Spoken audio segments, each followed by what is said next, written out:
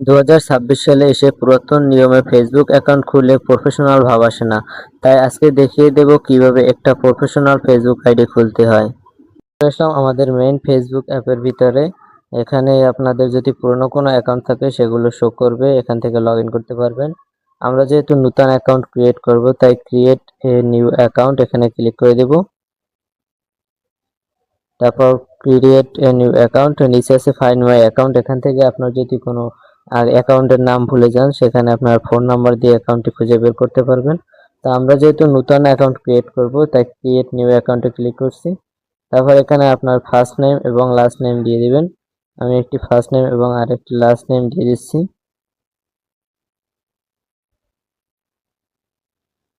Rakib Rahman, RAS।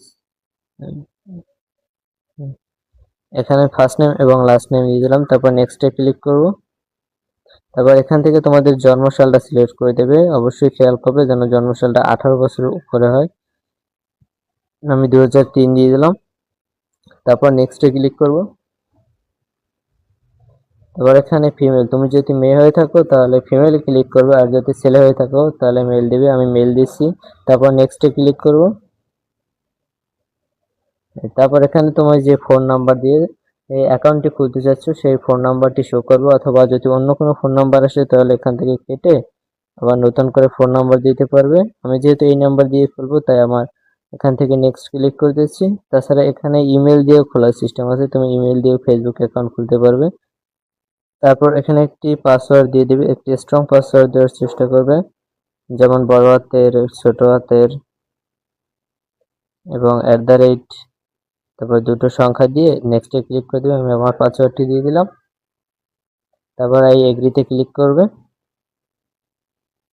এই যে আমাদের অ্যাকাউন্টটি খোলা হয়ে গেছে। Yes log in as Rakib, এখানে ক্লিক করবে। এবার পাসওয়ার্ডটি দিয়ে আবার লগ ইন করে দিবে।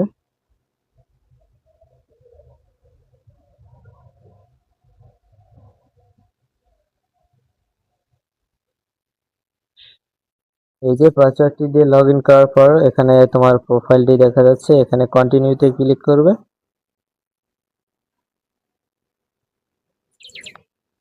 এই কন্টিনিউতে ক্লিক করার পর তোমার যে নাম্বার আছে নাম্বারে অথবা হোয়াটসঅ্যাপে কোড আসবে, কোডটি বসিয়ে দেবে। আমি কোডটি বসিয়ে দিলাম। এখান থেকে নতুনভাবে আবার পাসওয়ার্ড সিলেক্ট করার অপশন আছে, আমি নতুনভাবে পাসওয়ার্ড সিলেক্ট করলাম না, স্কিপ করে। তো তোমরা এই যে দেখতে পাচ্ছ আমার ফেসবুক অ্যাকাউন্টটি ক্রিয়েট করা হয়ে গেছে এবং আমি কিছু করেছি। এখানে প্রোফাইলের পেজ, আমি যে একটা প্রোফাইল আপলোড করছি, এখানে যদি কি আমি প্রোফাইলে চাপ দাও তাহলে তোমরা এখান থেকে যে কোনো একটা প্রোফাইল দিয়ে দিতে পারবে। তারপর এখান থেকে কভার ফটো সিলেক্ট করতে পারবে, আপলোড কভার ফটো দিলে তোমরা বা চুজ কভার ফটো যে কোনো এক জায়গা থেকে এটা ফটো দিতে পারবে। তাছাড়া তোমাদের ফ্রেন্ড দেখতে পারবে কে কে তোমাদেরকে ফ্রেন্ড রিকোয়েস্ট পাঠিয়েছে, এখান থেকে নোটিফিকেশন বার দেখতে পারবে।